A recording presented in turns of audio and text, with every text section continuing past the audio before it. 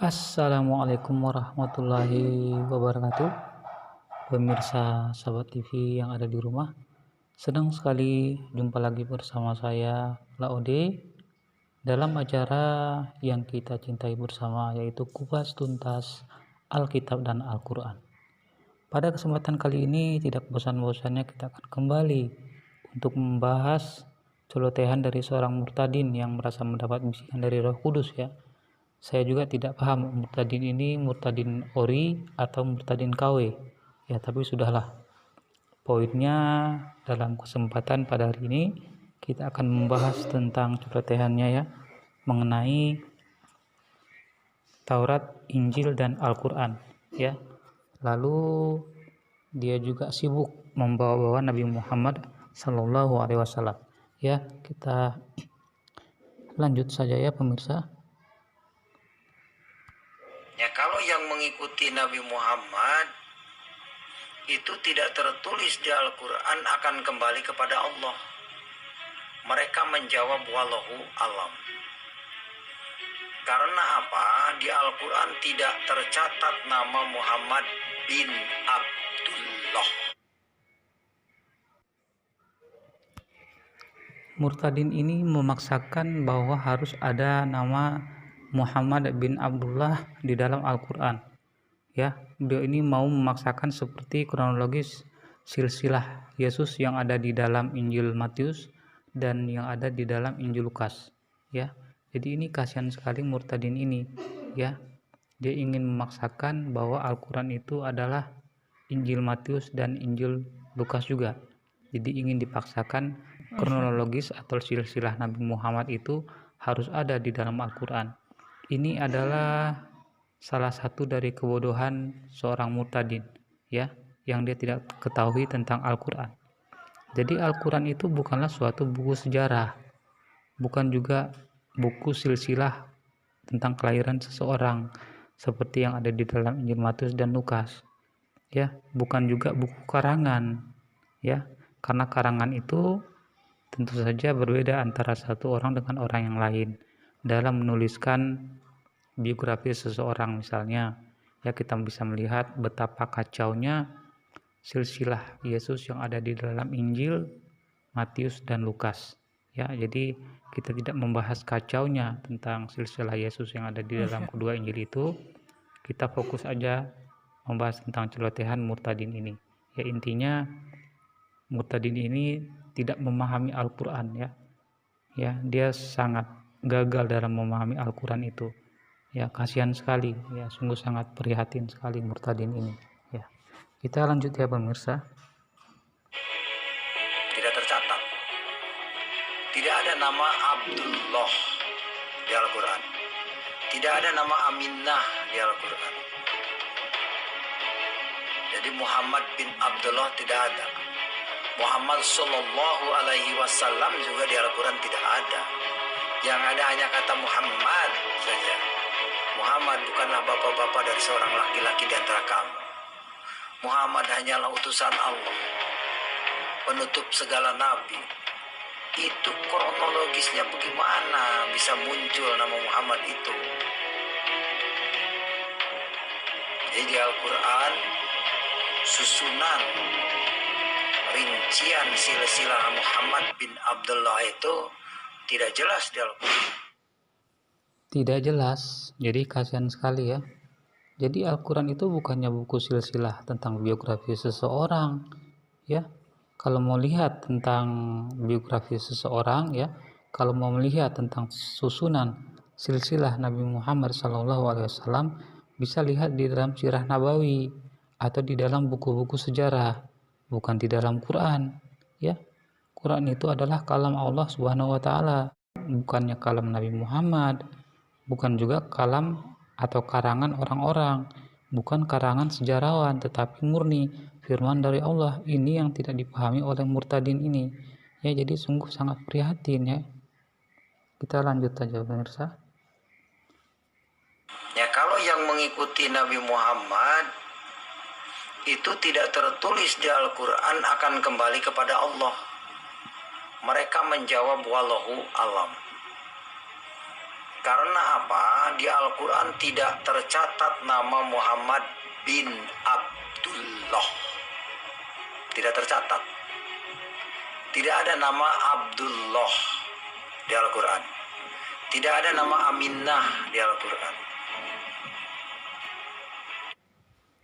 Mengatakan Aminah aja Aminah ya. Jadi ini diragukan, ini murtadin KW ini, murtadin abal-abal ini ya. Jangan-jangan dari dulunya dia memang sudah jadi umat Paulus, tetapi sengaja memakai atribut Islam seolah-olah menggiring opini publik bahwa dia itu adalah seorang murtadin yang original ya. Ya walaupun original juga, tapi tidak menampakkan kualitas dari seorang murtadin yang seperti ini ya. Artinya dari atribut yang dia pakai dengan omongan yang dia sampaikan ini tidak klop ya. Artinya kualitas dari seorang murtadin ini jauh di bawah anak TK yang baru belajar Iqra ya. Kita lanjut pemirsa ya. Jadi Muhammad bin Abdullah tidak ada. Muhammad Sallallahu Alaihi Wasallam juga di Al-Quran tidak ada. Yang ada hanya kata Muhammad saja. Muhammad bukanlah bapak-bapak dari seorang laki-laki di antara kamu. Muhammad hanyalah utusan Allah, penutup segala nabi. Itu kronologisnya bagaimana bisa muncul nama Muhammad itu?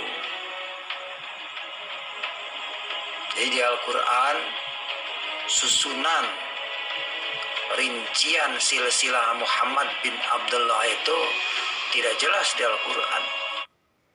Ya sudah dijawab ya pemirsanya. Jadi ketika dia mengatakan susunan kronologis silsilah Muhammad itu tidak ada di dalam Al-Quran, ya itu tidak ada masalah. Jadi seperti yang sudah saya jawab tadi, bahwa Al-Quran itu bukannya biografi Nabi Muhammad, bukan kitab sejarah yang harus mencatat biografi seseorang, harus mencatat Muhammad itu siapa ayahnya, siapa kakeknya, siapa istrinya, berapa orang istrinya, berapa orang anaknya, ya, dia lahir tahun berapa, lalu wafat tahun berapa. Al-Quran bukan seperti itu. Al-Quran mengatakan, wa qul ja'al haqq wa zakal batil innal batila kana zahuqa wa nunazzilu minal Qur'an ma huwa syifaa'un wa rahmatul lil mu'minin wa la yaziduz zalimina illa hasara. Jadi Al-Quran itulah adalah obat ya, dan petunjuk dan rahmat bagi orang-orang yang meyakini. Jadi Al-Quran itu bukan buku silsilah biografi seseorang. Ini yang gagal dipahami oleh murtadin ini. Dia hendak memaksakan Al-Quran itu sama dengan Injil Matius dan Injil Lukas, yang merupakan Injil karangan dari seseorang yang tidak jelas ya, yang mengatributkan namanya Matius dan Lukas ya. Jadi tidak jelas, Injil Matius dan Lukas itu tidak jelas ya. Jadi ini yang hendak dipaksakan oleh murtadin ini. Jadi sungguh kasihan sekali ya murtadin ini, jadi kasihan sekali. Oleh karena itu saudara, mari hijrah kepada Taurat dan Injil yang sudah jelas kebenarannya dan pasti benar. Hijrah pada Taurat dan Injil yang jelas kebenarannya dan pasti benar. Ya benar bahwa Taurat dan Injil itu adalah kebenaran ya, sesuai dengan firman Allah di dalam Al-Quran surat ketiga, surat Al-Imran ayat ketiga. Di sana dikatakan bahwa Allah itu menurunkan Taurat dan Injil ya, tetapi bukan Injil Matius, Markus, Lukas dan Yohanes, bukan pula kitab Kejadian sampai dengan Maleakhi ya. Ini yang tidak dipahami oleh murtadin ini ya. Ketika di dalam Injil Matius pasal 9 ayat 35 di sana dikatakan bahwa Yesus itu mengajarkan Injil dari kota-kota dan desa-desa di tanah Galilea. Begitu juga di dalam Injil Markus pasal 8 ayat 35, dan di dalam Injil Lukas dan Yohanes di sana dikatakan bahwa Yesus mengajarkan Injil. Tetapi Injil apa yang diajarkan oleh Yesus? Apakah Yesus itu membawa Injil Matius, Markus, Lukas dan Yohanes? Tentu saja tidak. Jadi kasihan sekali ya murtadin ini, sungguh sangat ya, maaf ya saya katakan ini. Jadi saya minta maaf dulu sebelum mengatakan ini ya, walaupun ini sangat kasar ya, tetapi saya terpaksa mengatakan ini ya. bahwa murtadin ini benar-benar sangat dungu ya, seperti keledai ya, tidak memahami konteks Al-Quran itu seperti apa. Jadi kasihan sekali dia ini.